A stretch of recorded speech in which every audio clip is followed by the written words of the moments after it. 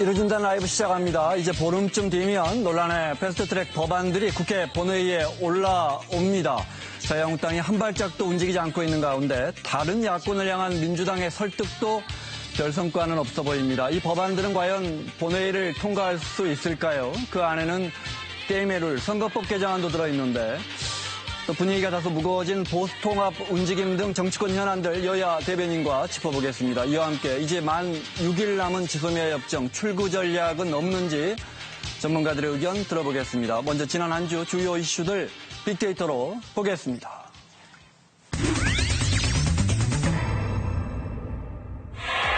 KBS의 빅데이터 분석을 통해 선정한 지난 한 주간 네이버에서 가장 많이 본 뉴스입니다. 정치 분야에선 91세 배우 신영균 씨의 신문 인터뷰 기사입니다. 국회의원으로도 활동하고 이미 500억 재산을 기부한 신 씨는 배우로서 후회 없는 삶을 살았다며 반에 성경책만 넣어달라고 말했습니다. 경제 분야에선 아시아나항공의 새 주인으로 HDC 그룹이 확정되면서 13년간 항공사 상징이었던 날개 모양 로고도 교체된다는 소식입니다. 로고는 바뀌지만 아시아나항공 사명은 당분간 유지될 것으로 전해졌습니다. 사회 분야입니다. 여성을 집단 성폭행하고 성관계 동영상을 촬영 유포한 혐의로 기소된 가수 정준영과 최종훈, 소녀시대 유리의 친오빠 권모 씨 등 가운데 권 씨에게 가장 무거운 형량을 검찰이 구형했다는 기사입니다. 권 씨에 대한 구형이 더 무거운 이유는 알려지지 않고 있습니다. IT 분야에선 소셜미디어 인스타그램이 좋아요 숫자를 숨기는 기능을 한국에도 시범 도입한다는 소식입니다. 모두 12개 나라에 도입된 이 기능은 타인의 반응에 대한 부담을 덜고 게시물에 집중하려는 게 취지라고 인스타그램 측은 설명했습니다. 재계 분야에선 중국에서 주벼룩을 매개로 전염되는 흑사병 환자 2명이 발생해 비상이 걸렸다는 뉴스입니다. 중국 당국은 방역 조치를 마쳤다고 밝혔지만 네티즌들은 불안을 호소하고 있습니다. 빅데이터 이슈였습니다. 이루어진단 라이브 진행을 맡은 저는 KBS의 김원장 기자입니다. 그리고 오늘 또 함께 하실 두 분, 민주당 이재정 대변인, 자유한국당 전희경 대변인 두 분 자리했습니다. 어서 오십시오. 네, 안녕하세요. 네. 패스트트랙부터 이야기하겠습니다. 나경원 원내대표가 검찰에 나왔는데 이번 주에 먼저 이 부분 여야의 반응 들어보고 본격적인 말씀 이어가겠습니다. 나경원 한국당 원내대표가 7개월 만에 패스트트랙 관련 검찰 조사를 받았는데 국회법 위반에 대해서 일말의 반성도 없습니다. 저는 어제 검찰에 다녀오면서 왜 우리가 그 당시에 필사적으로 패스트트랙 상정을 막아야 했는지 다시 한번 확신할 수 있었습니다. 애당초 공수처법과 연동형 비례제라는 것 자체가 특정 세력이 장기 집권용 권력 장악을 위한 독재 악법에 지나지 않습니다. 먼저 관련해서 검찰 조사를 여쭤본 다음에 법안 처리를 여쭤볼게요. 네. 12월 2일까지 예산안 처리하고 17일인가요? 12월? 그 총선 예비 등록이 있어서 언론 보도를 보니까 12월 초중순에는 검찰이 패스트트랙 고소고발된 의원들 재판에 넘길 수 있다. 어떻게 보십니까? 지금 이제 더불어민주당과 그 제2, 제3 여권 정당에서는 지금 패스트트랙 수사와 관련해서 속도전을 주문하고 있습니다. 또 일부에서는 중형을 선고해야 된다라고 검찰을 압박하고 있습니다. 그러나 앞서 영상에서도 보셨지만 이 패스트트랙 과정에서 이 문제는 불법 사보임, 이 국회의장의 불법 사보임에서부터 비롯된 의회 폭거입니다. 게임의 룰을 자기들 마음대로 일방적으로 바꾸고자 한 그런 시도, 말도 안 되는 시도에서부터 비롯된 것이고 문희상 의장부터 수사받아야 됩니다. 그런데 네. 문희상 국회의장 지금까지도 부르는 데도 없고 검찰도 부르지 않고 본인도 꼼짝하지 않고 있습니다. 저희는 다시 한번 강조하지만 이것은 의회 민주주의를 지키기 위한 정치 행위의 일환이고 네. 불법 행위, 불법 사보임에 대한 정당 행위이다라는 말씀을 다시 한번 드립니다. 네. 네, 사실상 과반수로 의결이 되는 국회에서 가중된 정족수를 두고 특히 이제 선진화법이라고 이야기하는 여러 가지 장치들을 뒀던 거는 과거에 자유한국당의 전신의 정당들이 과반수를 넘길 수 있는 우위를 바탕으로 해서 강행 처리, 소위 말하는 날치기를 횡행했기 때문입니다.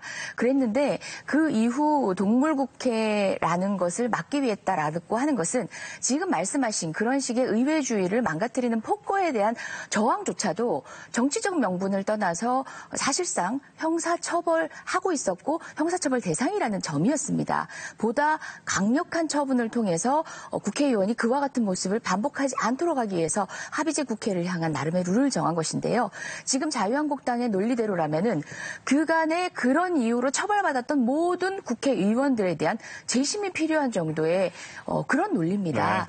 사실상 명백한 불법입니다. 박근혜 탄핵 정국에 치열했던 야당이었던 우리 더불어민주당 이하 다른 야당 역시도요. 국회 선진화법은 무서운 법이다라고 해서 그 어떤 유형력의 행사도 하지 않았습니다. 그렇게 함께 지키자고 만들어 놓은 법에 대해서 이제는 어기고도 정당 행위요, 위법성 조각이요, 어불성설입니다. 국내법적인 모든 논리로도 극복할 수 없는 궤변입니다. 알겠습니다. 네. 제가 좀 말씀을 드릴게요. 궤변이라고 하시는 그 말씀이 궤변이에요. 왜 그러냐. 이 선진화법을 만들 때 당시 여당이 어디였습니까? 자유한국당이었습니다. 그것도 과반이 넘는 여당으로서 왜 선진화법을 만들었을까요? 선진화법을 만든 이유는 민생 문제가 걸려있는 민생 법안들, 그런 법안들이 여야 간의 정치적 대치 상황으로 인해서 이것이 국회 문턱을 넘지 못하는 그런 병폐, 폐단을 막기 위해서 여당임에도 불구하고 이런 그 선진화법을 만든 것입니다. 그런데 지금 선거제도와 관련해서, 선거법과 관련해서는 단 한 차례도 우리가 여야가 뒤바뀌어 있을 때도 합의하지 않고 선거법을 처리한 적이 없습니다. 그것은 어떤 당의 유불리를 따져가지고 이때는 여기가 유리하고 저때는 저기가 유리하고 이래서가 아닙니다. 선거법에 따라서 자신의 대의 기관, 그 헌법기관을 선출해야 하는 국민들의 목소리를 제각각 반영해야 되는 것이 있기 때문에 그만큼 합의가 중요했던 것이거든요. 그런데 민생법안 신속하게 하라라고 해놓은 이 패스트트랙이라는 제도를 어떻게 선거법에 있어서 이거를 가져다 쓸 생각을 했는지 이 발상 자체가 어떻게 국회라는 울타리 내에서 가능할 수가 있었는지 이걸 말씀드리는 겁니다. 다시 한번 말씀드립니다. 선거법 합의해서 올바른 민의가 그 국회 의원 선거를 통해서 표출될 수 있도록 그렇게 해야 된다라는 점입니다. 시간 주실 거죠? 네. 이 의원님 말씀까지만 듣고 앞으로 이 과거 이야기는 좀 그만하고 앞으로 어떻게 할지 좀 여쭤볼게요. 일단 지금 수사 진행은 엄중하게 그리고 빠르게 진행되어야 합니다. 이미 늦었습니다. 사실상 선거를 앞두고 스스로의 정책 결정을 할 수 없는 지경에까지 이르렀고 야당의 원내대표, 나경원 원내대표는 나가서 본인이 모든 걸 책임지겠다고 하시는데 언뜻 멋있어 보이실지 모르겠지만 그건 법리상으로 맞지 않는다는 거는 판사 출신인 원내대표께서 더 잘 아실 겁니다. 지금 무엇보다 패스트트랙의 우위에 서 있는 여당을 비롯한 나머지 야당 같은 경우는요. 절차에 따른 우위입니다. 패스트트랙이라고 해서 압박감을 느끼신다면 응당 느끼셔야 할 국민의 정당성에 기반을 한 압박감이고요. 그럼에도 불구하고 이 패스트트랙의 협상 과정들은 지리멸렬했지만 계속 이어오고 있습니다. 대화의 창은 열려 있고 저는 게임의 룰이라는 말에는 동의할 수 없지만 국민의 표의 등가성을 위한 정치개혁의 올바른 방향으로의 패스트트랙의 법안에 대한 합의는 지금도 열려 있고 함께 할 수 있기를 바랍니다. 자, 그래서 지금 협의를 하고 있잖아요. 이게 12월 3일 지나면 이제 부의돼서 상정하고 본회의 처리를 시도할 것 같은데 며칠 안 남았습니다. 그 3+3 회의인가요? 그 회의는 열리고 있습니까? 회의 이번 주에 계속 협의가 진행됐습니까? 협의는 계속 진행이 됐지만 사실상 그 실무자 회담 등에서도 합의를 하지 못한 상황이고 의견을 좁히지 못한다는 이야기를 들었습니다. 그 가운데 나머지 당은 나름의 이제 조율의 과정, 공수처 같은 경우만 하더라도 공수처의 기소권에 대한 적절한 제한을 통제를 할 수 있는 기소심의위원회라는 것을 정부 여당 같은 경우는 권은희 의원 안을 받아들이지 않는 의견들도 보태고 있는데 자유한국당이 기존 언론의 입장에서 그 어떤 변화도 없이 대화와 협의의 과정 자체에서 원안을 고수하는 방식, 그러니까 지금 현재 패스트트랙에 올려져 있는 안을 부정한다면 그 다음의 대안으로 조항조항마다 좀 접근을 하는 것들이 사실은 합의의 과정 아니겠습니까? 네. 근데 태도 변화가 없는 상태에서 계속 고착되고 있는 형국입니다. 자유한국당 없이 갈 생각 그런 경우에서도 가능하죠. 예, 만약의 경우에는. 예. 지금 12월 3일 사실 동의할 네. 수 없었지만 12월 3일이라는 일정을 문희상 국회의장이 밝히고 있었는데요. 아마 자유한국당을 향한 대화의 시간을 더 열어주기 위한 노력이셨는데요. 그러면, 네. 더 이상 그때까지 합의하지 못하면 국회를 멈출 수 없다고 이미 밝히신 바 있죠. 마땅히 글에 써야 한다라고 하는 입장입니다. 그러면 지금 바른미래당이나 네. 누가 봐도 자유한국당과의 협의는 잘 안 될 것 같고 뭐 박지원 의원님 계시는 대한신당 이런 데도 한 10석 있어서 그런데 민주당에서는 찾아오지도 않는다 이런 말씀도 하시더라고요. 네. 설득 작업이 진행되고 있습니까? 협의가 진행되고 있습니까? 예, 뭐 공식적으로 비공식적으로 꾸준한 협상을 하고 있죠. 뿐만 네. 아니라 자유한국당의 원내에서의 대표로 실무자 대표들 아니면 원내대표든 이런 공식 채널을 통한 협의도 협의지만 네. 기타 의원들 간에 관련 분야에 있어서 전문적으로 의견을 밝혀온 의원들 간에 물밑 접촉들도 꾸준히 이어지고 있지만 그럼에도 불구하고 야당이 가진 그 패스트트랙 전국에서의 본인들이 저지른 행위로 인해서 내년 총선 출마가 어려워지는 이 형국의 네. 검찰 수사와도 맞물려 판단을 하고 계시지 않나 그 생각도 듭니다. 지금 수적으로 보면 계속 자유한국당 빼고 가기에 쉽지 않은 상황이죠. 네. 그럼에도 불구하고 국민적 요구에 의해서 정당성에 기반한 패스트트랙 절차를 이대로 무용하게 끝낼 수는 없다는 네. 게 우리가 처한 입장이라는 겁니다. 의원직 총사퇴 이야기도 나오고요. 만약에 상정해서 표결 처리를 시도한다면 어떻게 되는 겁니까? 아니 그 얘기 이전에 네. 지금 더불어민주당에 주셨던 질문 순서대로 제가 답을 그러시죠. 한번 드려보겠습니다. 자, 일단 협의 문제입니다.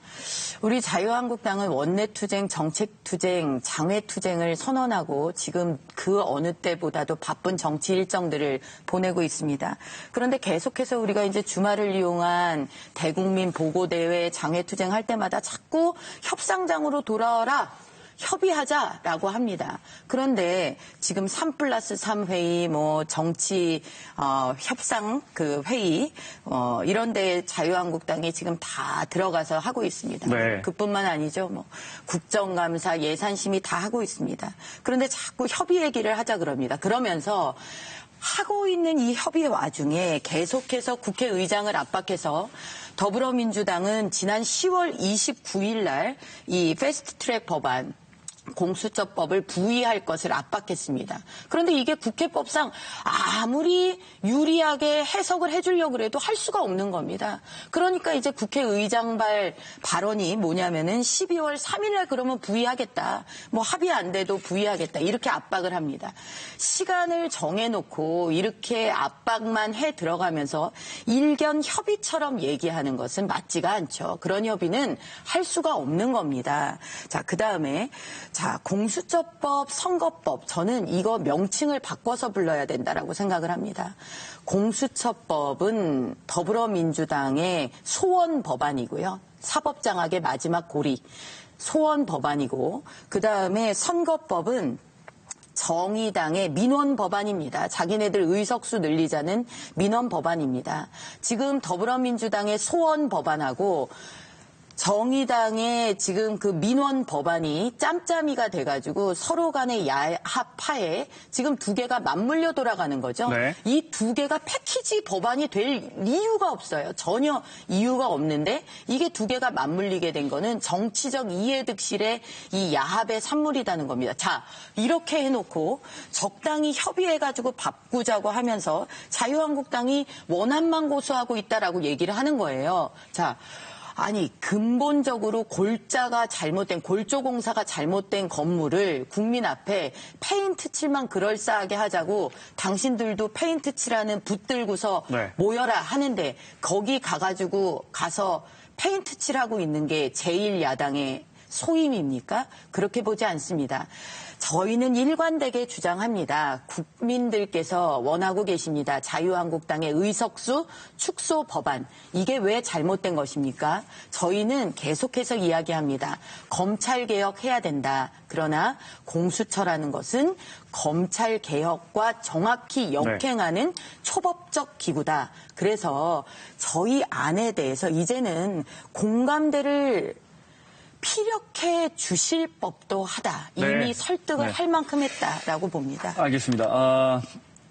의원직 총사퇴 이야기는 한 번 더 여쭤볼까요? 의원직 총사퇴에 만약에 대해서 본회의에서 표결 처리 시도한다면 본회의에서 표결 처리를 강행하려고 했을 때 현재 우리가 의석수가 부족하기 때문에 막을 수 있는 제도적 방안이라는 게 없습니다. 그래서 야당의 힘은 국민밖에 없다라고 말씀을 드리는 것입니다. 그래서 이 문제가 그냥 국회 내에서 벌어지는 일이 아니라 앞으로 우리 미래가 달린 의회 민주주의에 대한 일이다. 그리고 법 앞에 평등이라는 국민 개개인의 기본권을 지키는 일이다라는 것을 국민들께 설명을 드려야 하는데 그것의 하나로 얼마나 절박하고 절실한 사안인지를 알리는 수단으로서 의원직 총사퇴가 아주 심도 깊게 논의되고 있는 것입니다. 자, 다음 주제로 넘어가시죠. 의원직 총사퇴에 대해서 짧게만 묻히겠습니다. 다음 주제 저도 동의합니다. 그 의원직 총사퇴 이야기를 자유한국당으로부터 들은 게 한두 번이 아닙니다. 심지어 뭐 중대한 결심을 하겠다, 뭐뭐 않으면 중대한 결심을 하겠다라고 해서 의원직 총사퇴의 뉘앙스를 풍기는 단어들도 여러 차례 들었습니다. 그럼에도 불구하고 그런 결기는 사실 현실로 이어지지 못했고 결국은 국민을 급박하는 순간적인 정치적 레토릭에 불과했습니다.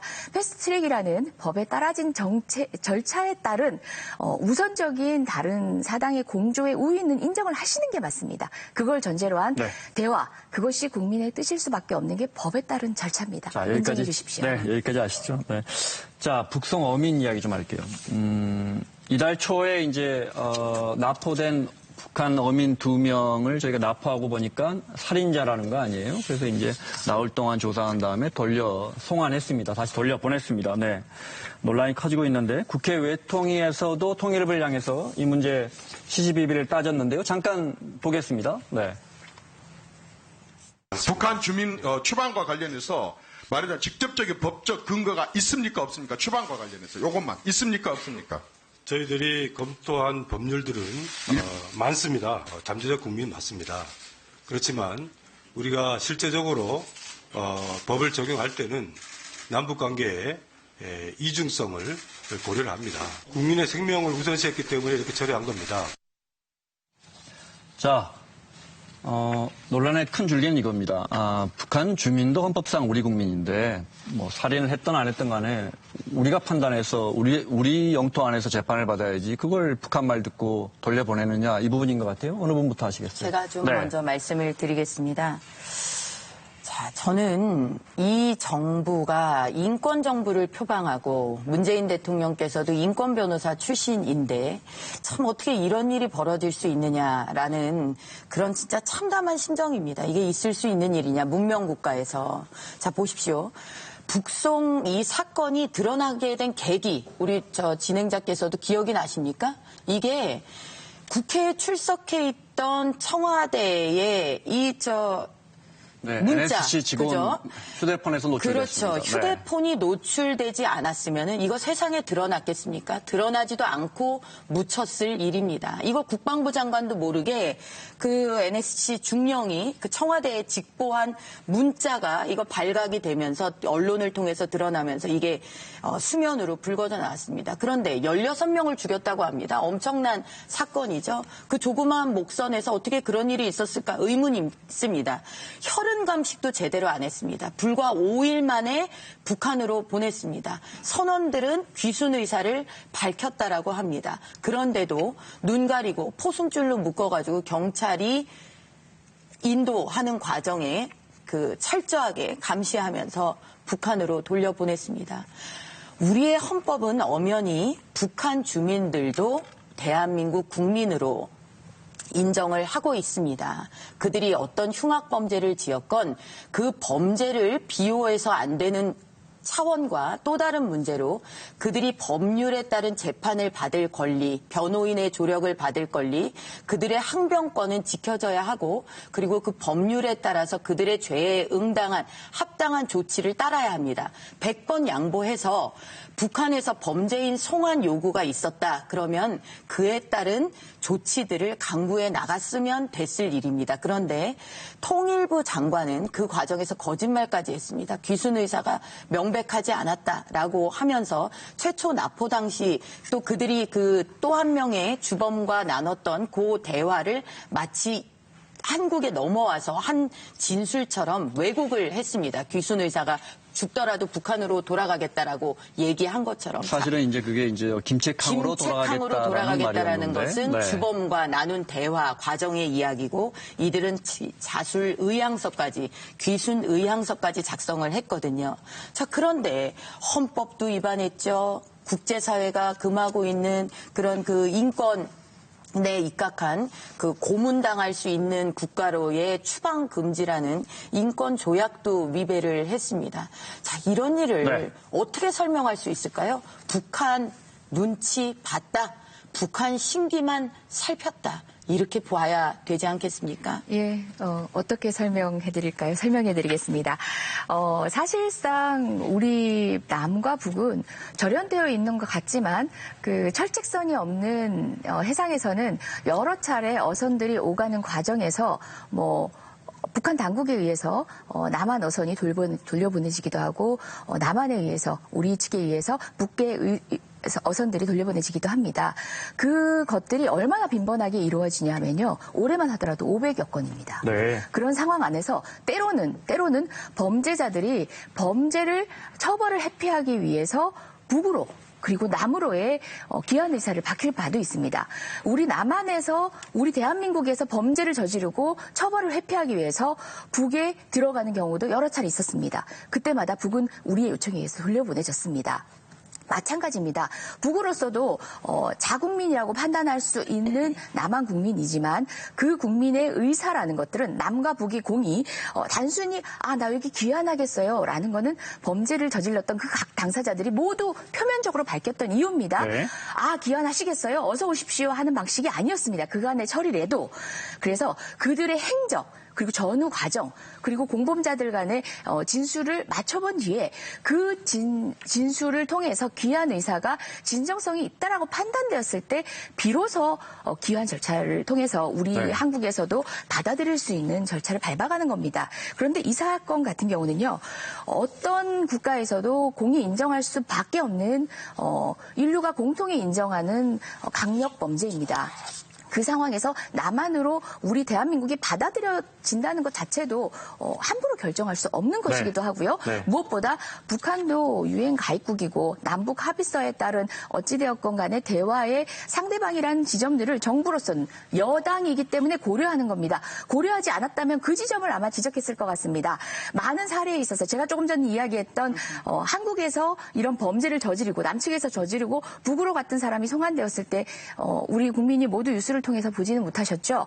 사실상 보도 준칙이 나름에 있습니다. 이런 경우를 대비한 네. 준칙에 따른 것이기도 합니다. 그리고 흡사 NSC가 모든 것을 쥐고 다른 부처를 배제한 양 하지만 지금의 규정 자체에서 컨트롤 타워이고 절차에 따른 정당한 집행이었음에도 살인이라는 그리고 또 막대한 인원의 살인이라는 그 자극적이고 이런 상황 자체가 네. 이 사건을 특별한 사건인 양 올려보내지지만 분단 국가에서 안타깝지만 여러 차례 빚어지는 일이기도 자, 합니다. 귀순한다고 해서 다 받아줬던 거 아니고 다 따져보고 받아줬던 예, 것이고 북한 역시 북에서도 마찬가지입니다. 우리 북으로 그렇습니다. 여러 차례가 있습니다. 월북한 주민 돌려보낸 적이 네. 있다. 자, 제가 좀 말씀을 드릴게요. 이거 본질을 호도하면 안 됩니다. 아까 납포됐다가 서로 자국 북한으로 혹은 대한민국으로 돌려보낸 사례들도 있다. 그런 사례들이 있죠. 단순 월경, 조업 중에 조류에 쓸렸다든지 나는 귀순 의사가 없다든지 귀순 의사를 번복한다든지. 자, 그런데 지금 이 사안은 그런 사안이 아닙니다. 자신들이 귀순 의사를 밝힌 겁니다. 귀순 의사를 밝힌 겁니다. 그런데 그 귀순 의사에 반해서 돌려보낸 거죠. 우리가 귀순 의사에 반할 때를 주의 깊게 보는 거는 뭐냐. 대한민국에서의 이적 활동, 간첩 활동을 위한 의도적 입국을 시도한다. 이런 거는 전혀 다른 차원의 문제입니다. 그런데 이 사람들이 살인을 범했다라고 하는 그런 부분들을 이거는 귀순 강제 북송을 한 거하고는 분리시켜서 봐야 된다라는 것입니다. 그 과정, 자, 이 사람들을 귀순을 받아가지고 국내법에 따른 절차가 진행되는 그 과정, 그리고 북한의 반응, 예를 들어 우리 자국에서 처벌할 수 있게 해달라, 범죄인을 인도해달라, 송환해달라, 자, 이런 과정들이 모두 다 투명하게 일어났다. 그리고 현재 우리나라의 법률과 국제 조약들을 토대로 해서 일어났다. 그러면 누가 뭐라고 하겠습니까? 그런데 이런 것들이 속전속결로 비밀리에 진행이 되고 권한이 없는 청와대 안보실장이 컨트롤 타워가 되어서 사실상 행정처분을 내려서 돌려보낸 겁니다. 자, 한 말씀만 드릴게요. 이 사람들이 어떻게 됐을까요? 어떻게 될까요? 북한에 가서 법에 따른 변호인의 조력을 받아서 이 사람들 자신들의 권리 행사할 수 있었을까요? 이 사람들 가면은 무조건 죽는 겁니다. 그래서 문재인 정권이 지금 자행한 이 일은 우리가 그냥 북송 이러니까 그냥 사람 돌려보냈나 보다 이렇게 국민들 이 시야에 혹은 뇌리에 박힐까 봐 제가 다시 한번 정정을 하겠습니다. 이 2명의 선원에 대한 강제 북송은요. 이 사람들을 사형 집행을 대한민국이 한 겁니다. 네. 사형 선고 정도가 아니라 사형 집행을 한 겁니다. 네. 대한민국 의원님 정부가 법률에 의하지 않고. 다음 주제로 넘어가겠습니다. 마땅한 정도의 시간으로 해야겠지만 다음 주제 많이 있으니까 전 짧게 하겠습니다. 규정을 명확하게 제가 말씀을 드렸습니다. 관련 규정에 의한 NSC의 사실상의 컨트롤 타워의 역할을 할 수밖에 없는 합당한 절차 제가 말씀드리는 상황입니다. 그 절차에 따라서 진행이 된 것이고요. 의원님 말씀 그리고 듣고요. 그리고 지금 이제 흡사 한 측면만을 계속 부각해 얘기하시는 것인데 그것이야말로 이런 수백여 차례가 있었던 송환 과정들 그리고 또 그 안에서 사실상 뭐 국회 안에서 정보위에서는 많은 얘기가 논의됐다고 합니다. 우리 남한의 범죄자가 북한으로 넘어갔을 때의 여러 조치들 그 모든 일상적인 상황들에 대한 내밀한 점검은 하지 않으시고 이 사건의 자극적인 측면만 부각시키시고 늘 북한을 대화의 대상자라든지 이중적 지위를 인정하지 않으시는 정치 공세로만 몰고 가는 것은 향후에도 사실상 우리와 대치 국면에 있으면서도 또 이중적으로 대화의 상대방이도 한 북한과 생길 수 있는 문제를 굉장히 단선적으로 처리하시고 자극하셔서 결과적으로는 남북의 대화 또는 전선에 문제가 없도록 해야 되는 이중적인 우리의 국력도 허비시키게 만드는 일입니다. 네. 저는 사안의 본질에 집중해 주십사. 자유한국당 우리 야당 의원님께 다시 한번 부탁드리겠습니다. 네. 자, 보수 대통합 논의하면 오늘 시간이 딱 맞을 것 같은데요. 네. 황교안 대표가 일단 오늘 띄웠고 바른미래당 변혁 측에서 유승민 의원 측에서 화답해서 진행이 좀 빠른 속도로 되나 싶었는데 이번 주 보면 바른미래당 쪽에서 변혁 측에서 조금 발을 한 발짝 좀 뒤로 빼는 것 같기도 하고요. 잠깐 양측의 입장 들어보겠습니다. 협의체를 만들어서 그 협의체에서 논의를 하고 그런 것들이 이제 각 당 또는 각 정치 세력의 위쪽에 그렇게 전달이 돼서 소통이 돼갈 겁니다. 그 기구가 한국당 기구 아닙니까? 예, 한국당 기구니까 당연히 변형에서는 참여를 안 하는 거고요. 우리 쪽에서 뭘 사람을 정해서 공식적인 대화를 공개적으로 하고 이런 계획은 전혀 없습니다. 권은희 의원 이런 분들은 죄송합니다. 자유한국당과의 통합은 아예 없다 이런 식으로 말씀하시기도 하고요. 또 일각에서는 이렇게 협상력을 이제 높인 다음에 결국은 총선 앞두고 통합이 될 것이다 이런 분석도 나오고 어떻게 보십니까? 네, 보수 통합이 반드시 되어야 된다. 이거는 그냥 선택사항이 아니라 아주 필수 요건이다라는 것에 대해서 저희는 강한 의지를 가지고 있습니다. 저희가 그동안 장외 투쟁을 통해서 또 여러 통로를 통해서 국민들을 많이 뵀습니다. 정말 많이 만났는데 그때마다 하시는 말씀이 문재인 정권을 막기 위해서 이게 지금 보수가 분열되어 있으면 안 된다. 이렇게 해서는 막아내지 못하는데 하루하루 문재인 정권의 이런 그 경제 안보 실정 이런 것들을 보면 나라가 무너지는 것 같다. 그러니까 어쨌든 뭉쳐라, 통합해라 이런 말씀을 주셨어요. 그래서 저희가 지금 보수 통합의 물꼬를 트고 우리가 내려놓겠다, 희생하겠다 이런 말씀을 드리면서 지금 그 변혁 쪽에도 그런 메시지를 발신을 하고 있는 겁니다. 그런데 문제는 참 총선을 앞둔 보수 통합이라는 게 개별 의원들의 어떤 그 자신의 입지, 네. 지역구 상황, 이미 형성된 이해관계 이런 것들이 대선을 놓고보다 더 힘든 것 같습니다. 이게 실질적인 이야기입니다. 네. 그래서 저희는 그렇습니다. 뭐 과정에 여러 가지 뭐 삐그덕거림도 있고 한때는 멀어질 수도 있겠지만 그러나 문재인 정권의 더 이상의 폭주를 막아야 된다라는 그 대의, 네. 누가 나라를 살릴 것이냐 하는 대의에는 저는 동참을 해주실 것이다라고 생각을 하고 결국은 통합으로 갈 것이다. 결국은 통합으로 네. 가야만 합니다. 그렇기 때문에 그 길을 외면하지 않으실 거다라고 생각을 합니다. 이번 주에 나온 갤럽 조사를 보면 자유한국당 지지율이 민주당 지지율의 거의 절반 뭐 그 통계 하나만 갖고 보면요. 그래서 이런 것들도 결국은 통합으로 가게 될 것이다. 통합이 불가피하다. 지금 질문 네, 다 그렇습니다. 주셨습니까? 네. 그 여론조사 추세를 이렇게 보면 뭐 네. 올라올 때도 있고 내릴 때도 그렇습니다. 있지만 네. 중요한 거는 어떤 시도를 할 때 이렇게 출렁거림을 두려워하면 우리는 아무것도 할 수 없습니다.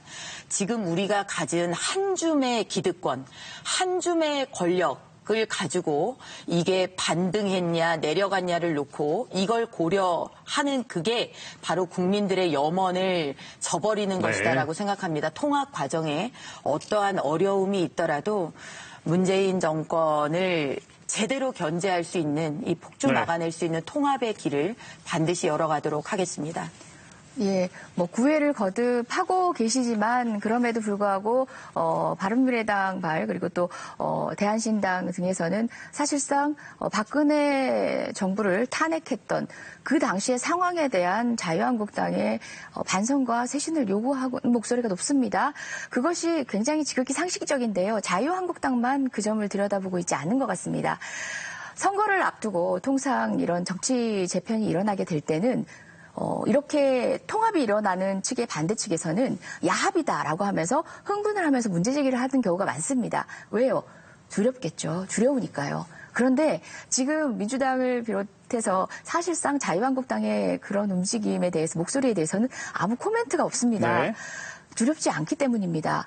국민들은요, 쇄신하는 보수를 선택할 수 있다고 생각합니다. 하지만 지금 자유한국당이 하는 단순히 풀러붙이는 방식의 보수에 대한 계획이나 미래 제시는, 비전 제시는 아무에게도 겁도 되지 않고, 미련도 없이 국민이 등 돌릴 수밖에 없는 안타까운 사정이라는 거죠. 저는 뭐 남의 당의 사정이고, 어떻게 따지고 보면, 민주당에 도움되는 거 아니냐 이런 식으로 얘기하시는 분도 있지만 저는 한국 정치를 위해서도 정말 함께 논의할 수 있는 보수가 새롭게 거듭나기를 정치인으로서는 알겠습니다. 간단하게 시간 배기 때문에 제가 이 의원님께 하나만 더 하고 간단하게 시간 드릴게요. 네, 뭐 총선 다가오면서 늘 나오는 이야기지만 뭐 외교부 장관, 심지어 국방부 장관까지 총선 이야기 나오고 출마한다는 이낙연 총리 차출자리 하면 계속 나오고요. 정부 여당이 전부 관심은 아무래도 총선에 가 있다 보니까 손은 누가 기르냐 이런 이야기 나옵니다. 네. 그런 부분 어떻게 보십니까? 예, 사실상 정부 여당이 총선에 관심을 가지지 않았기 때문에 지금 출마했으면 좋았을 것 같은 자원들이 여전히 정부에서 묵묵히 자기 역할을 하고 있는 겁니다. 네. 되려 조국 장관 시점에 그 청문회 과정을 통해서 그 어떤 누구도 새로운 장관으로 쓰임으로 나서기를 두려워할 정도로 만시창이를 만들어 놓은 정치권이죠. 저는 어찌되었건 간에 정부가 해야 할 마땅한 일의 연속성에 지장을 주어서는 안 된다고 생각하고요. 그렇다고 해서 그것들이 장관의 불출마라는 단순한 결론으로 저희가 제시할 수는 없는 것이라고 봅니다. 각각의 쓰임이 따로 보여지는 인물들이 좀 드러나기도 합니다. 그 과정에서 묵묵히 추진해야 되는 정책들은 변함이 없도록 하는 절묘한 선택과 효과적인 대안들이 필요할 것 같습니다. 간단하게 말씀드릴게요. 네. 그 보수 통합에 관련해서 더불어민주당 걱정 안 하셔도 됩니다. 자, 저희는 통합의 길을 열어가도록 하겠습니다. 저는 그렇게 생각합니다.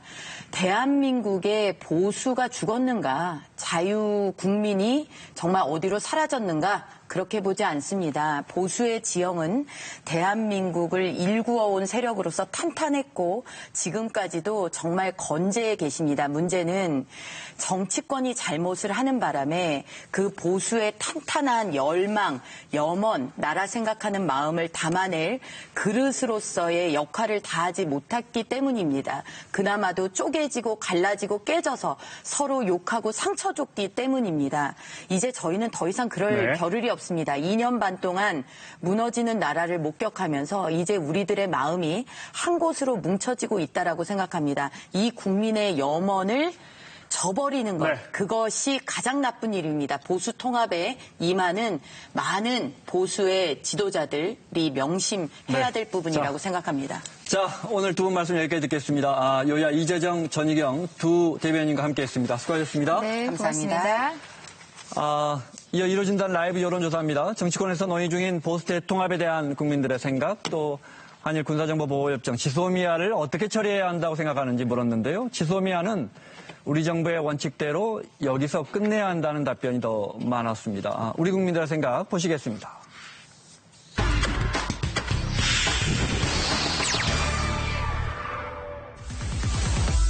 내년 4월 총선을 앞두고 보수야당 사이에서 보수 대통합 논의가 이루어지고 있습니다. 이와 관련해 보수 대통합의 필요성에 대해 어떻게 생각하는지 물었습니다.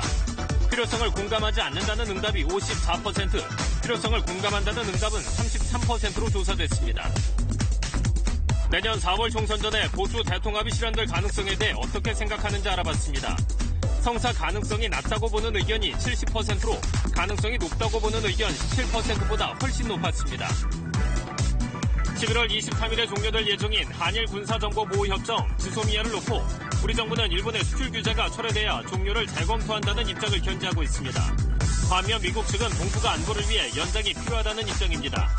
지소미아 처리를 어떻게 이해하는지 물어본 결과 그대로 종료해야 한다는 답변이 54%, 종료 결정을 재고해야 한다는 답변이 34%로 집계됐습니다.